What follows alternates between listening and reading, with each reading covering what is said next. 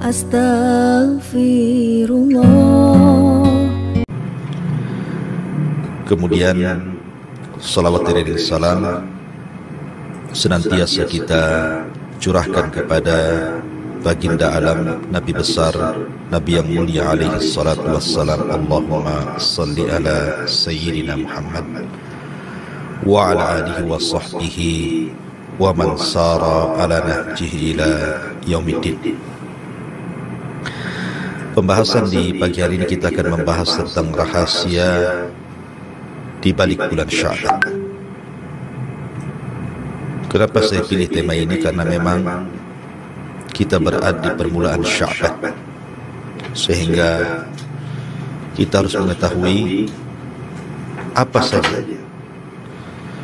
sejarah-sejarah yang berlaku di bulan Sya'ban, kemudian juga fadilah-fadilah atau keutamaan-keutamaan di bulan Sya'ban, dan tentunya juga amalan-amalan sunnah yang harus kita lakukan selama di bulan Sya'ban.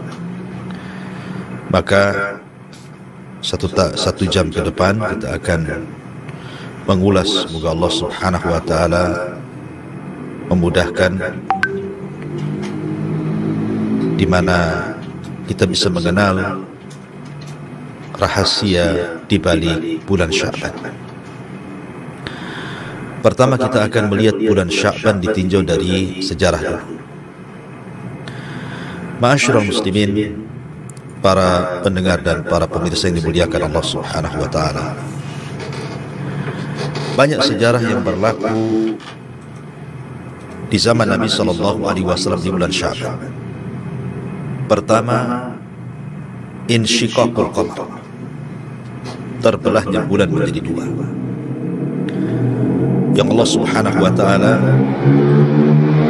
firmankan dalam surah Al-Qamar sendiri, iqtarabatis sa'atu wa ansyaqqal qamar wa iyaru ayatan yu'ridu wa yaqulu sihrun mustamir. Telah dekat hari kiamat dan terbelahnya bulan. Disebutkan dalam Sahih Bukhari dari hadis Abdullah bin Mas'ud radhiyallahu anhu, ketika orang-orang musyrik datang kepada Nabi sallallahu alaihi wasallam meminta mukjizat Rasul untuk ditampakkan, maka Nabi sallallahu alaihi wasallam pun berdoa kepada Allah Azza wa Jalla, kemudian mengisyaratkan telunjuknya ke bulan. Tiba-tiba kemudian bulan terbelah menjadi dua, yang satu bagian tetap pada porosnya dan bagian belahannya jatuh tepat di atas bukit Abi Kubais, dan itu disaksikan banyak manusia. Tetapi a'angzartahum am lang tunzirhum la yu'minu, kau beri peringatan ataupun tidak wahai Muhammad, mereka orang-orang musyrik tetap saja tidak beriman. Wa iyarau ayatan yu'ridu wa yaqulu sihru mustamir, ketika mereka diperlihatkan tanda kebesaran Allah, mereka berpaling dan menuduh Nabi sallallahu alaihi wasallam sebagai tukang sihir. Lah, kata para ulama, kejadian terbelahnya bulan menjadi dua itu terjadi di bulan Sya'ban. Kemudian peristiwa kedua, tahwilul kiblah, pengalihan kiblat dari Baitul Maqdis ke Baitullah Al-Haram. Sebagaimana disebutkan dalam Sahih Bukhari juga, di mana ketika manusia yang ada di Masjid Quba itu sedang sholat subuh, tiba-tiba kemudian datang utusan Nabi sallallahu alaihi wasallam, kemudian berteriak kepada mereka, ala wa innal kiblata qad surrifat, ingatlah bahwa kiblat sudah dialihkan. Maka ketika itu para sahabat sudah masuk pada rakaat yang kedua, sementara masih berkiblat ke Baitul Maqdis.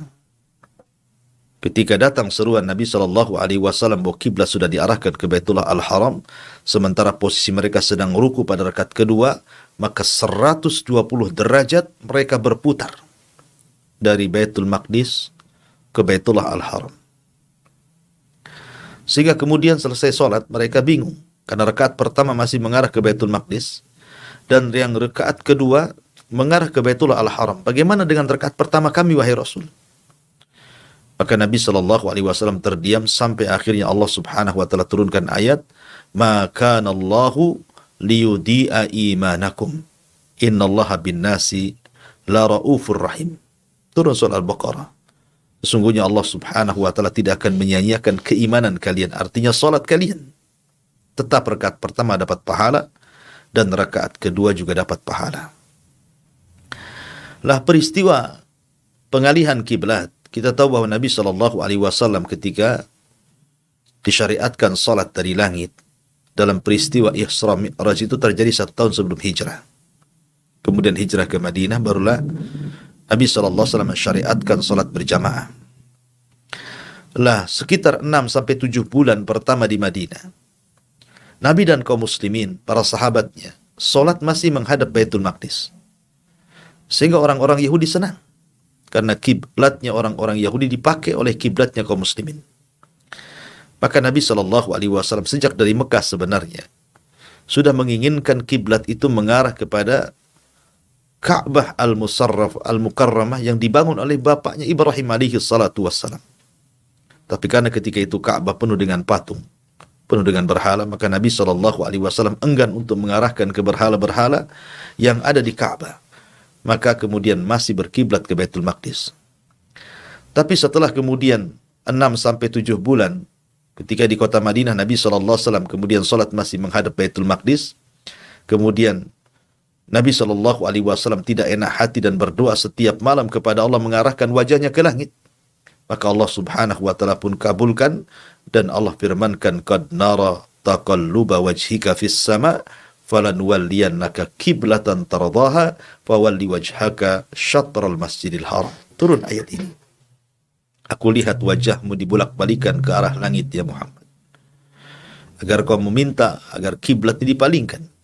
Maka kami kabulkan, kata Allah. Fawalli wajhaka syatral masjidil haram. Arahkan wajahmu sekarang ke Masjidil Haram.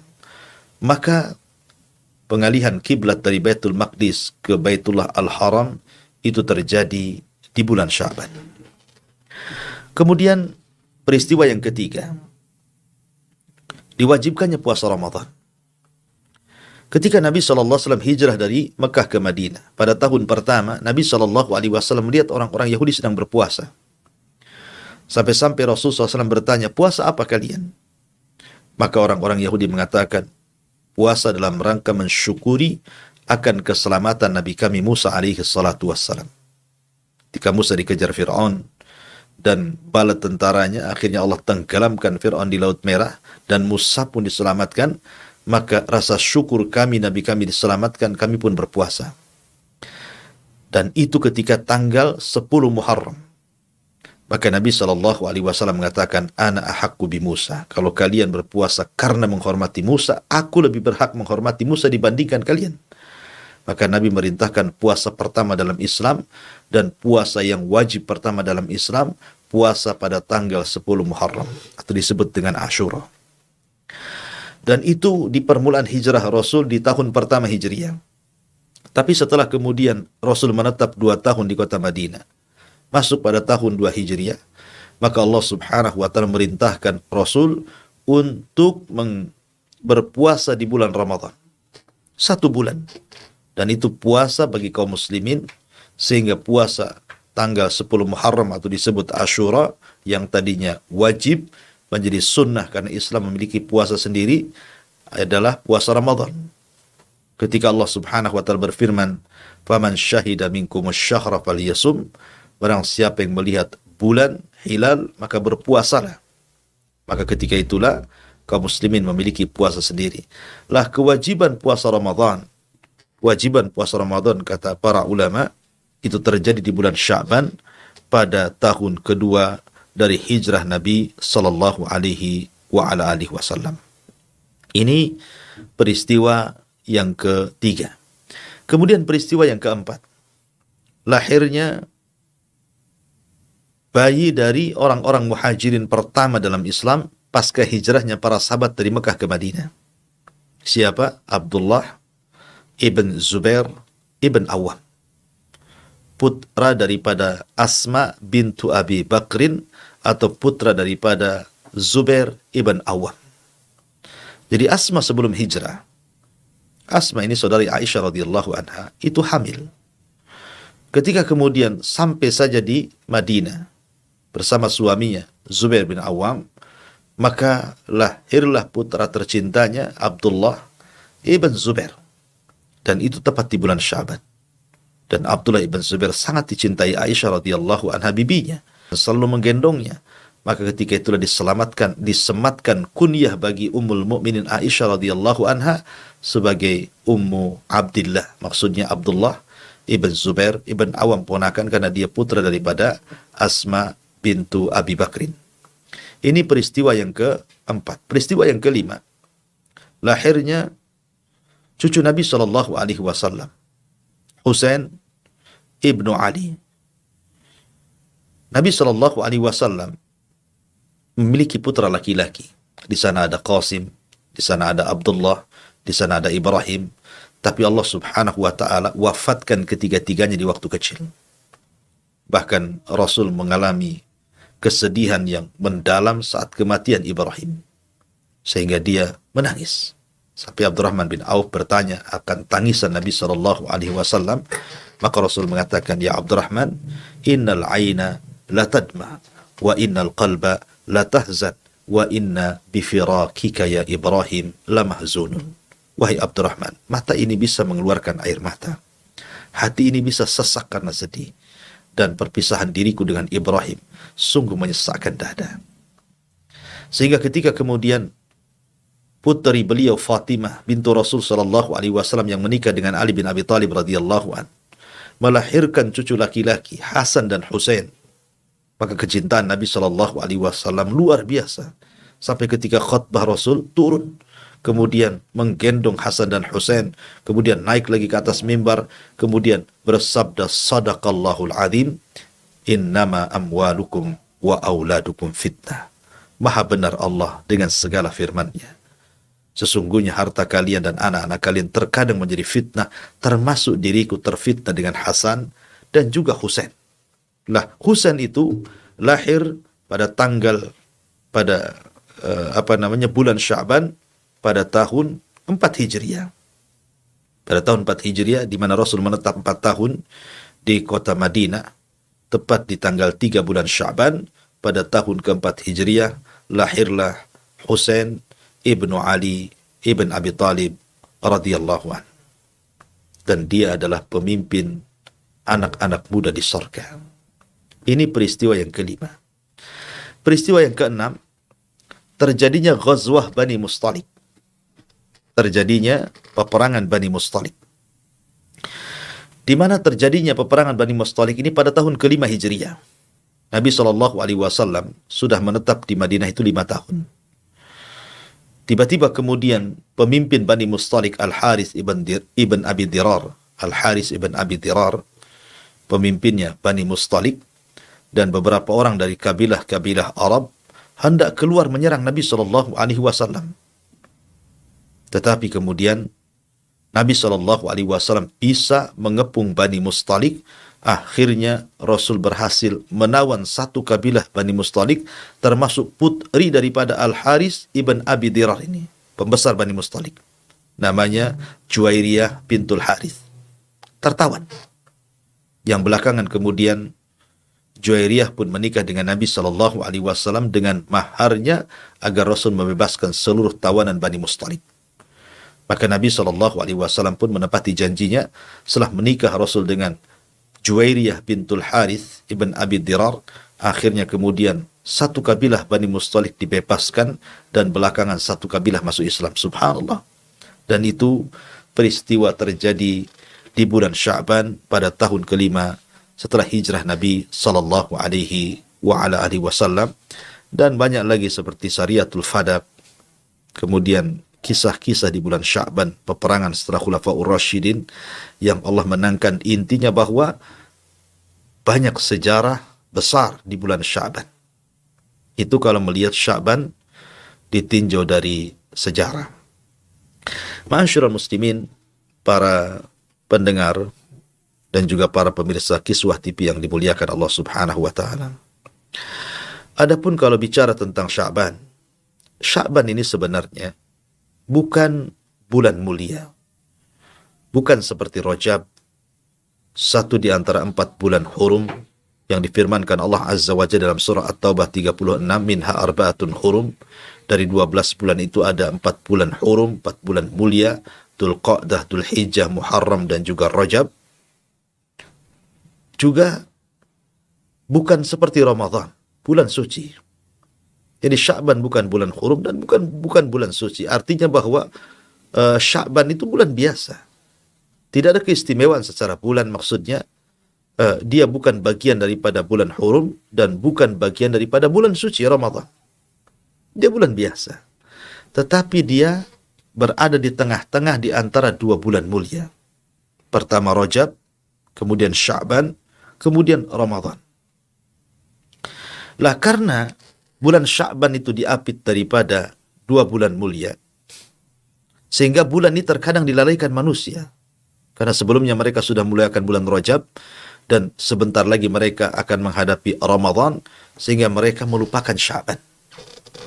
Karena lihat, terkadang di masyarakat umumnya di bulan Sya'ban itu, manusia mereka sibuk dengan dunia karena ingin mempersiapkan diri dengan Ramadan, kedatangan Ramadan. Mereka berusaha untuk menghabiskan waktunya, tenaganya untuk mencari dunia. Supaya ketika masuk Ramadan, mereka bisa beribadah. Nah, dari sinilah karena bulan Sya'ban itu letaknya di antara 2 bulan mulia Rajab dan Ramadan, sehingga manusia melalaikan. Dan itu berlaku di zaman para sahabat Nabi Shallallahu Alaihi Wasallam. Makanya ketika Usamah bin Zaid radhiyallahu an bertanya kepada Nabi Shallallahu Alaihi Wasallam, ya Rasulullah, lam araka tasumu min syahrin minas syuhuri ma tasumu min Sya'ban. Rasul, kenapa kau banyak puasa? Hampir 1 bulan di bulan Sya'ban ini, ada apa dengan kamu? Maksudnya puasa sunnah di sini. Maka Nabi SAW bersabda, dzaka syahrun yaghfulun nasu anhu bainar Rajab war Ramadan. Itulah bulan yang dilalaikan manusia di antara Rajab dan juga Ramadan, wa huwa syahrun turfa'u fihi al-a'mal ila rabbil alamin. Dan ini bulan di mana amal-amal kita akan diangkat kepada Rabbil Alamin. Fa uhibbu an yurfa amali wa ana shaim. Dan saya suka kalau amalan saya diangkat sementara saya sedang berpuasa kepada Allah Azza wa Jal. Rawahun Nasa'i. Lah, Nabi SAW mengatakan bahwa bulan Sya'ban itu yaghfulun nasu anhu. Manusia lalai. Karena sudah ada bulan suci sebelumnya dan sudah ada bulan suci setelahnya. Dan kaidah para ulama, siapapun yang kemudian keluar dari kelalaian manusia, siapapun yang keluar dari kelalaian manusia, kemudian dia menghadap Allah Subhanahu wa ta'ala, maka dia akan diberikan ganjaran yang sangat besar. Saya contohkan, orang yang sholat duha, di tengah-tengah orang yang mengejar dunia, karena waktu duha itu kan waktu orang sibuk bekerja, yang ke ladang sibuk dengan ladangnya, yang ke kantor sibuk dengan kantornya, yang bekerja di jalan sibuk dengan jalannya. Tiba-tiba ketika manusia sedang mengejar dunia, Anda keluar dari dunia kemudian mengejar akhirat. Anda sholat duha, berarti Anda memanfaatkan waktu di saat kesibukan manusia mengejar dunia, maka Anda akan dapat pahala besar. Maka karena kaidah para ulama bahwa orang yang keluar dari kelalaian manusia memiliki pahala besar, makanya Nabi SAW di bulan Sya'ban itu lebih banyak berbuat kebaikan, memperbanyak ibadah, memperbanyak kebajikan, berpuasa, bersedekah, berzikir, dan begitu seterusnya. Karena jelas kaidahnya, siapapun yang keluar dari kelalaian manusia akan diberikan pahala besar. Dan Rasul sudah mencontohkannya dengan cara berpuasa. Ma'asyiral muslimin yang dimuliakan Allah Subhanahu wa ta'ala. Dalam hadis Usamah bin Zaid yang saya baca tadi, di situ ada keistimewaan bulan Sya'ban. Pertama, bulan yang dilalaikan manusia sehingga siapapun yang keluar dari kelalaian akan diberikan keistimewaan. Yang kedua, bulan diangkatnya amalan kita yang sifatnya tahunan. Karena amalan kita itu kan diangkat, ada sifatnya harian, ada sifatnya mingguan, ada sifat bulanan, ada sifatnya keseluruhan.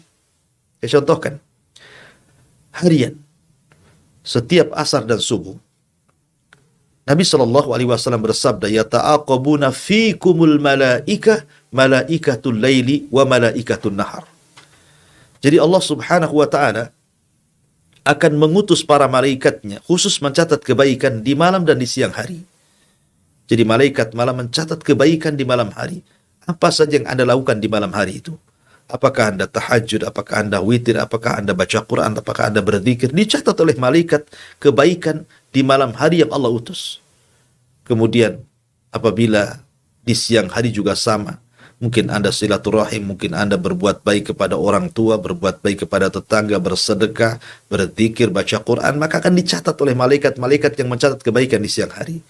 Lah pertemuan dua malaikat ini ketika dua salat subuh dan asar. Sehingga ketika keduanya menghadap Allah Subhanahu wa taala, apa kata Allah? Ma taraktum ibadi. Sedang apa ku tinggalkan hamba-hambaku? Maka mereka berdua, para malaikat malam dan siang yang mencatat kebaikan mengatakan, atainahum wa hum yusallun wa taraknahum wa hum yusallun. Kami datang kepada mereka, mereka sedang sholat, dan kami tinggalkan mereka pun sedang sholat. Maksudnya, sholat asar dan sholat subuh. Makanya kenapa dua sholat ini menjadi pertimbangan berat bagi seorang muslim. Karena Rasul mengatakan, man hafadha ala baradaini dakhalal jannah. Siapa yang menjaga dua sholat itu, maka dia akan dijamin masuk surga. Kenapa? Karena di waktu dua sholat itu pintu langit terbuka. Langit pertama, kedua, ketiga, keempat, keenam, sampai ketujuh terbuka. Karena amalan ketika itu diangkat ke langit. Kemudian yang kedua, mingguan, setiap hari Senin dan Kamis. Maka setiap hari Senin dan Kamis pintu langit terbuka. Karena satu hari di hari Senin dan satu hari di hari Kamis itu amalan-amalan kita diangkat. Makanya ada ibadah puasa Senin dan Kamis. Kemudian ada yang sifatnya tahunan. Di bulan Sya'ban inilah amalan kita diangkat. Berdasarkan hadis Nabi Shallallahu Alaihi Wasallam, ketika ditanya tentang puasa Sya'ban, puasa sunnah yang Rasul lakukan, maka Rasul mengatakan, huwa syahrun turfa'u fihi al-a'mal ila rabbil alamin fa uhibbu an yurfa' amalihi wa ana sha'im. Kata Rasul, ini bulan diangkat amalan kita kepada Rabbul Alamin, dan saya suka kalau seandainya amalanku diangkat sementara aku sedang berpuasa. Rawahu Muslim. Dan Nabi Shallallahu Alaihi Wasallam bersabda dari hadis Abi Musa al-Ash'ari radhiyallahu anhu, di mana hadis ini walaupun sebagiannya lemah, tetapi karena banyaknya turuk, banyaknya jalan, sehingga ulama kemudian mensahihkannya, di antaranya Syekh Nasruddin Al-Albani rahimahullahu taala dan para ulama sebelumnya, di mana Nabi Shallallahu Alaihi Wasallam bersabda dari hadis Abi Musa al-Ash'ari radhiyallahu an, Nabi Shallallahu Alaihi Wasallam bersabda, innallaha la yattali'u lailatan nisbi minasya'ban. Innallaha la yattali'u lailatan nisbi minasya'ban fayaghfiru li jami'i khalqihi illa li musyrikin aw musakhin.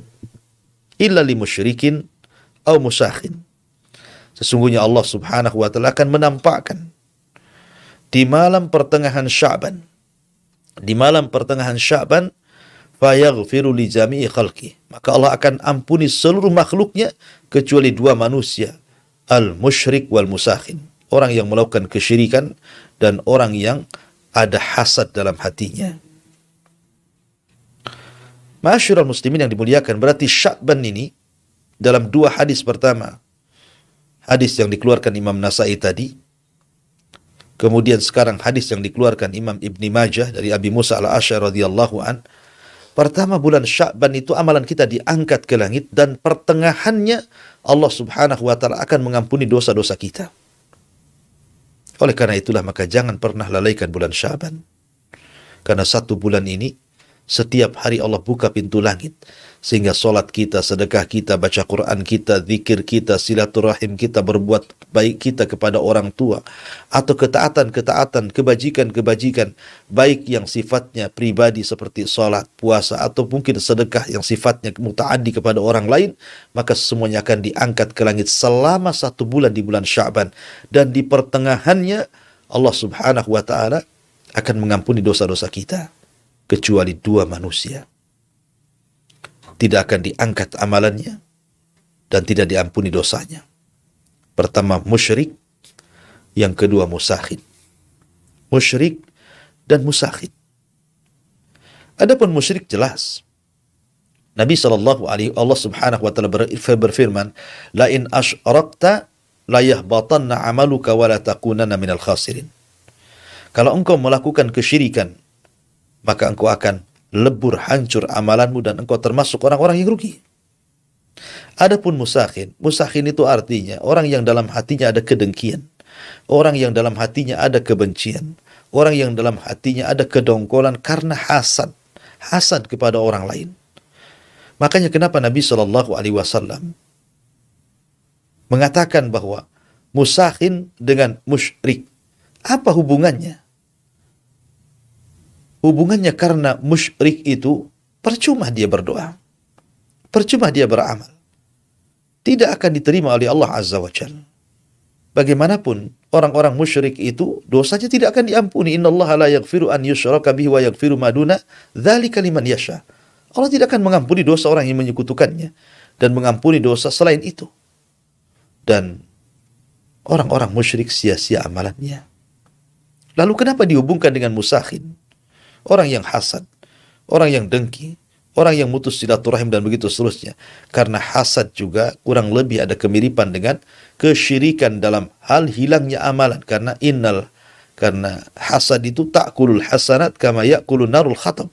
Orang yang hasad itu bisa menghilangkan semua kebaikan seperti api bisa membakar bara api bisa membakar kayu bakar. Bahkan Rasul mengatakan ketika berbicara tentang hasad, fa inna hiya haliqah. La aqulu haliqatus sya'ri, kata Rasul, walakin haliqatul al-hasanat.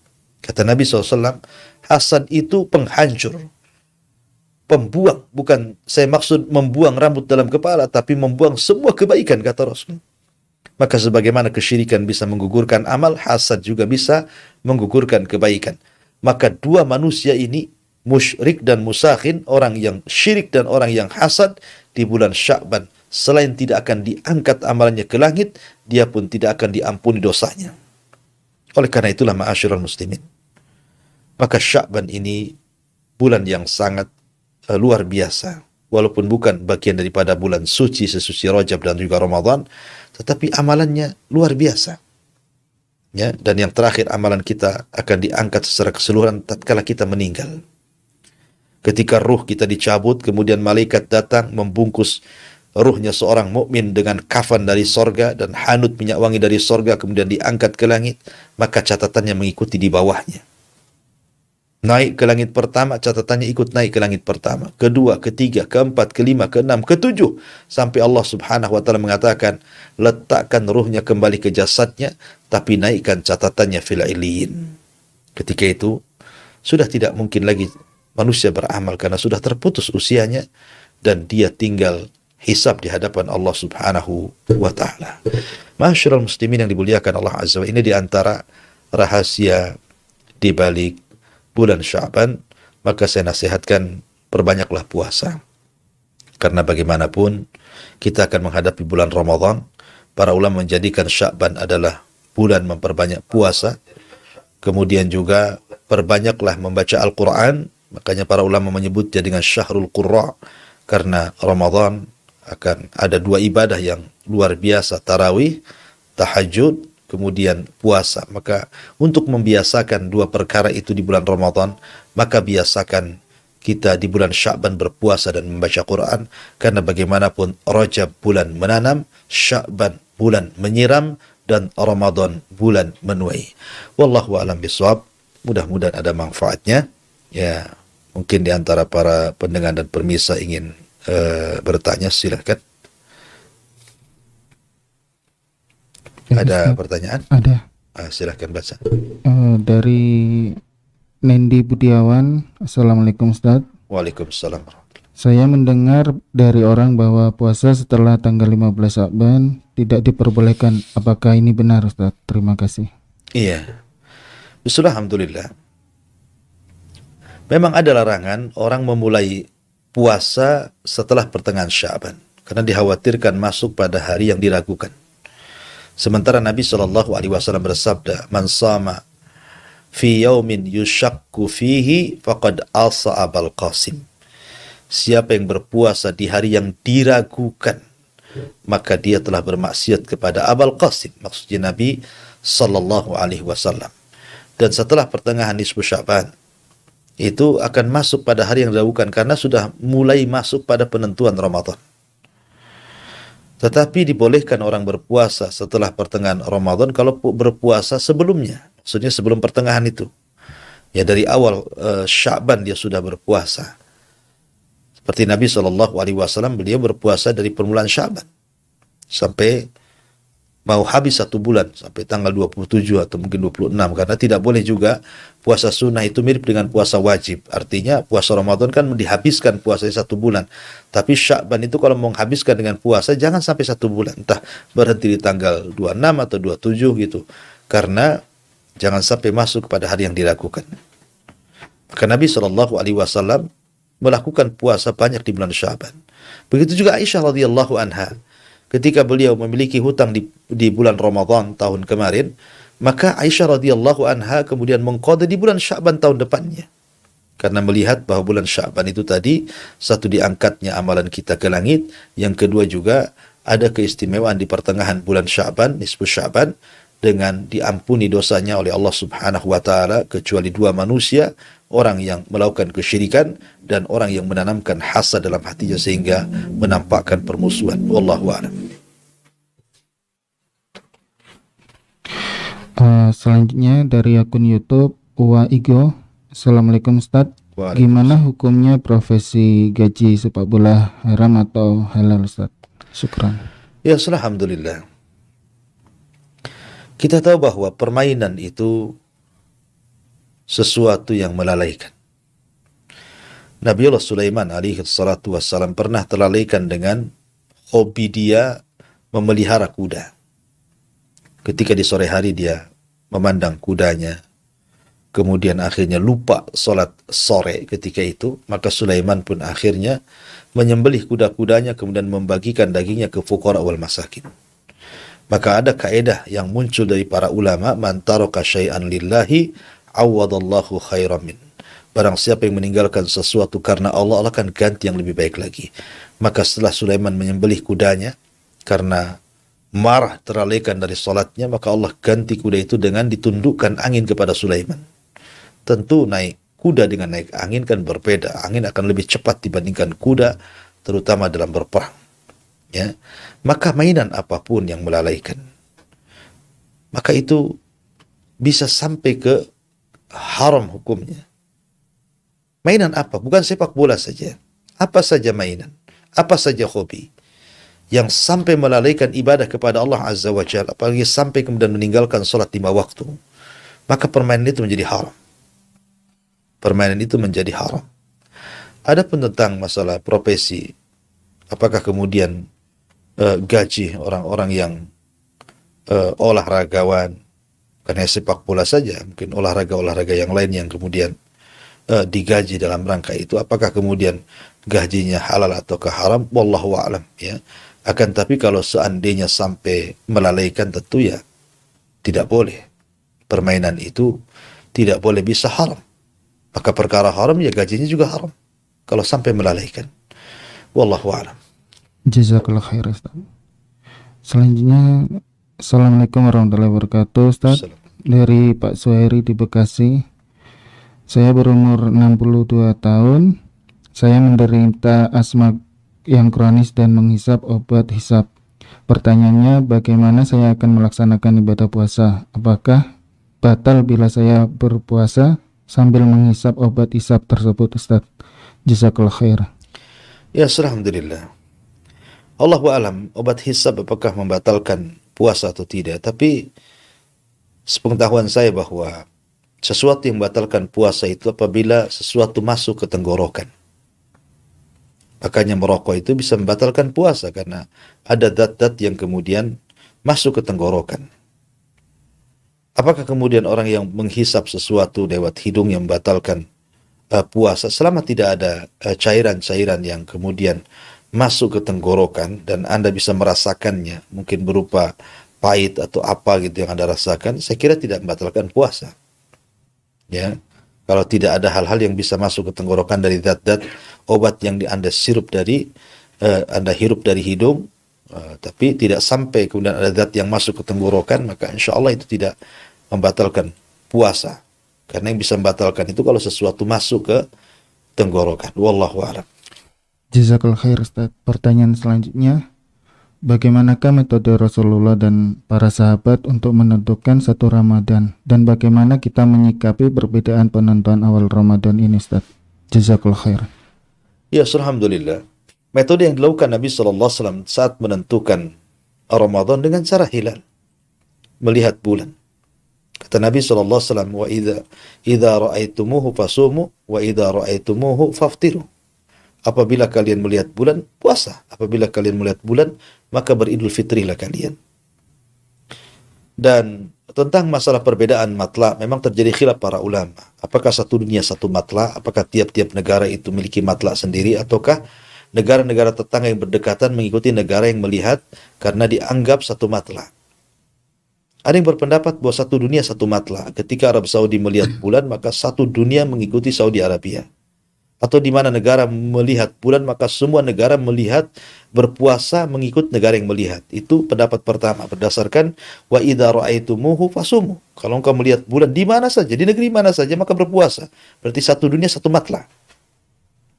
Tapi kalau kita melihat juga ada hadis dari Quraib, itu ketika dia pernah ke Syam, kemudian di pertengahan Ramadan ke Madinah, rupanya penduduk Madinah tidak mengikuti puasa yang ditentukan Muawiyah bin Abi Sufyan. Bahkan Abdullah bin Abbas radhiyallahu anhuma bertanya kepada Quraib tentang puasanya orang-orang penduduk Syam, maka mereka berpuasa di hari Jumat, penduduk Madinah di hari Sabtu. Artinya orang-orang Madinah tidak mengikuti Syam. Ketika Quraib mengatakan, tidakkah cukup dengan melihatnya Muawiyah sehingga kalian berpuasa di hari Jumat begitu kan, tidak di hari Sabtu? Tapi Ibnu Abbas radhiyallahu anhu mengatakan, beginilah sunnah Nabi, apabila kami tidak melihat, kami genapkan menjadi 30 hari. Artinya Madinah dan Syam ketika itu ada perbedaan puasa. Berarti masing-masing daerah memiliki matla masing-masing. Indonesia tidak harus ikut Malaysia, Malaysia tidak harus ikut Brunei, Brunei tidak harus ikut Saudi, dan begitu seterusnya. Kemudian pendapat yang ketiga, bahwa negara yang bertetangga seperti Malaysia, Brunei, Indonesia, maka sebaiknya dijadikan satu matla. Ya. Tetapi yang jelas bahwa ini tiga pendapat yang masyhur. Adapun secara dalil, memang pendapat pertama, satu dunia satu matla. Mana-mana negara melihat, maka kita harus mengikuti negara yang melihat. Tetapi kata para ulama, pendapat yang bijak sebaiknya mengambil pendapat kedua. Artinya masing-masing negara punya matlah. Jadi kita ikut pemerintah. Kata pemerintah besok puasa, kita puasa. Kata pemerintah besok Idul Fitri, kita Idul Fitri. Karena Allah Subhanahu wa taala berfirman, "Atiullaha wa atiur rasul wa ulil amri minkum." Taatlah kepada Allah, taatlah kepada Rasul, dan kepada pemimpin kalian, dan dengan mengikuti pemerintah berarti kita menyedikatkan perpecahan dalam sebuah negara. Wallahu a'lam. Jazakallah khair Ustaz. Pertanyaan selanjutnya dari Bapak Selamat di Batam. Sejauh mana kesahihan hadis Rasulullah SAW biasanya berpuasa 3 hari setiap bulan? Kadang beliau akhirkan hingga terkumpul baginya puasa dalam setahun. Lalu beliau berpuasa pada bulan Sa'ban. Jazakallah khair Ustaz. Ya, alhamdulillah. Puasa 3 hari dalam sebulan itu jelas itu disebut puasa Ayyamul Bid. Puasa sunnah itu kalau tidak Daud, kemudian puasa Senin Kamis. Kalau tidak puasa Senin Kamis, puasa Ayyamul Bid. Tidak ada puasa lain lagi. Puasa apa? Tidak ada. Maka selain itu puasa Sya'ban. Itu lain lagi memang. Puasa Sya'ban itu puasa yang Nabi SAW mencontohkan puasa hampir 1 bulan. Apakah kemudian puasa 1 bulan itu terkumpul dari puasa-puasa dalam setahun? Wallahu alam tidak. Karena Nabi SAW ditanya oleh Usama ibn Zaid tadi, kenapa kau memperbanyak puasa di bulan Sya'ban wahai Rasul? Kata Nabi SAW, karena ini bulan yang dilalaikan manusia. Yang kedua, karena ini bulan di mana amalan akan diangkat, dan saya suka ketika amalan saya diangkat, saya berpuasa. Jadi yang puasa mutlak, puasa sunnah 1 bulan itu ya bulan Sya'ban itu, dari tanggal 1 sampai mungkin tanggal 27 gitu, jangan dihabiskan ya. Kemudian puasa Senin Kemis, kemudian puasa Ayyamul Bid, kemudian puasa Daud gitu kan. Selebihnya puasa apa Allahu a'lam, kecuali qada Ramadan, dan itu puasa wajib atau puasa kafarah gitu ya, karena berjima di bulan Ramadan, akhirnya kemudian ketika dia tidak bisa merdekakan budak, akhirnya dia berpuasa 2 bulan berturut-turut gitu ya. Tapi yang rutinitas dalam sebulan itu ya cuma 3 itu, Daud, Senin Kemis, kemudian Ayyamul Bid. Bukan kemudian 1 bulan full, itu mungkin karena menjamak puasa-puasa sunnah yang tidak dilakukan di bulan-bulan yang lain dalam setahun. Ya wallahu a'lam, saya belum pernah membaca keterangan yang seperti itu. Ya Sya'ban, Senin Kemis, Daud, Ayyamul Bid, itu sendiri-sendiri ada keutamaannya. Wallahu a'lam. Jazakallah khair Ustaz. Dari pertanyaan selanjutnya dari Umu Jundi di Batam. Beberapa tahun yang lalu saya tidak berpuasa dalam beberapa hari Ramadan karena mengalami haid. Hingga kini setelah selang beberapa tahun, saya belum dapat mengqadha utang puasa saya. Akan tetapi saya tidak tahu berapa jumlah hari yang saya tinggalkan. Bagaimana nasihat Ustaz? Jazakallah khair. Nabi sallallahu alaihi wasallam bersabda, "Idza shallatil mar'atu khamsaha wa shamat syahraha wa ata'at ba'laha wa hafidat farjaha qila laha udkhulil jannah min ayyi abwabis thamaniyati sya'at." Apabila seorang wanita menjaga salatnya, menjaga puasa Ramadannya, menjaga kemaluannya, taat kepada suaminya, masuklah sorga dari 8 pintu sorga sesuai kehendaknya. Artinya wanita masuk dari 8 pintu sorga itu mudah, berbeda dengan laki-laki. Ya. Tapi di sini ada 2 poin yang ingin saya tekankan. Apabila seorang wanita menjaga sholatnya dan menjaga puasa Ramadannya, kenapa Rasul tekankan ini kepada wanita dan tidak menekan kepada laki-laki? Karena wanita itu punya haid. Terkadang wanita itu tahu nih hari ini kebiasaan haid. Sudah jelas-jelas masuk waktu zuhur, waktu asar, waktu maghrib, malah kemudian dilalaikan. Pamannya zuhur jam 12:15. Sudah tahu, sudah masuk pun. Dia tahu hari ini kebiasaan haid. Dia tidak segera melaksanakan sholat zuhur, malah kemudian nantilah jam 1, setengah 2, pas giliran mau sholat, datang haid pula. Berdosa Anda. Karena Anda melalaikan. Kemudian yang kedua, Anda tahu punya hutang Ramadan. Dan Anda tahu kebiasaan haid berapa hari. Ya kalau Anda tidak tahu berapa kebiasaan haid, ya Anda bertanya kepada saudara Anda. Karena biasanya antar sesama saudara itu sama waktu haidnya. Berapa harinya itu. Lah ada orang yang melalaikan, tidak cepat mengqadha Ramadan. Dia menunggu Sya'ban tahun depan. Ketika 1 minggu lagi sudah mendekati Ramadan, hendak mengqadha, tiba-tiba datang haid. Akhirnya Anda memasukkan hutang lagi ke tahun berikutnya. Anda berdosa karena melalaikan. Kenapa tidak dari awal Sya'ban Anda bayar? Ya, makanya Rasul mengatakan, ditekankan apabila seorang wanita menjaga sholatnya dan menjaga haidnya. Adapun ketika Anda batal di bulan Ramadan, entah berapa hari gitu, maka ingat-ingat dulu berapa hari Anda tidak puasa. Ya, kalau tidak ingat, maka ambil yang paling besar saja. Jangan ambil yang paling kecil. Ya, maka ambillah angka yang paling besar, qadhalah Ramadan, kemudian bertobatlah kepada Allah Subhanahu wa taala. Wallahu a'lam. Jazakallah khair Ustaz. Pertanyaan selanjutnya dari Bapak Selamat di Cirebon. Apakah ada atsar hadis atau berita bahwa bulan Sya'ban banyak roh yang dicabut? Jazakallah khair Ustaz. Alhamdulillah. Wallahu a'lam. Saya belum pernah mendapatkan dalil dari Quran dan Sunnah bahwa bulan Sya'ban itu banyak orang yang meninggal dikarenakan para malaikat maut datang kemudian memperbanyak kematian. Tidak ada, kematian pun tidak mesti di bulan Sya'ban. Di bulan manapun ajal itu sudah ditentukan, karena itu mengikuti takdir Allah Azza wa Jalla. Kita ini loh antrian mati. Saya, Anda yang bertanya, atau siapapun, antrian mati. Hari ini yang meninggal si fulan, besok meninggal si Alan, mungkin besoknya kita tidak tahu. Karena kematian itu rahasia Allah. Tidak ada yang tahu kematian seseorang. Apalagi kemudian sampai mengetahui bahwa bulan ini akan banyak kematian atau bulan ini tidak akan ada kematian, itu sebuah ramalan, tidak boleh. Intinya bahwa tidak ada hadis yang mengatakan bulan Sya'ban itu akan banyak kematian. Ini sama dengan nakut-nakuti orang. Ya, maka tidak ada dalil yang sahih tentang masa ini. Wallahu a'lam. Baik Ustaz, pertanyaan terakhir dari Ibu Sakinah di Batam.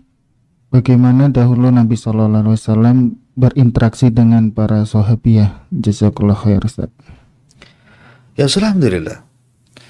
Nabi SAW adalah orang yang paling supel. Nabi itu walaupun tampan, tapi ketampanan Nabi tidak memfitnah lagi para wanita. Justru para wanita sangat mereka takut dengan Rasul, artinya Rasul itu punya haibah, karisma yang besar. Ya.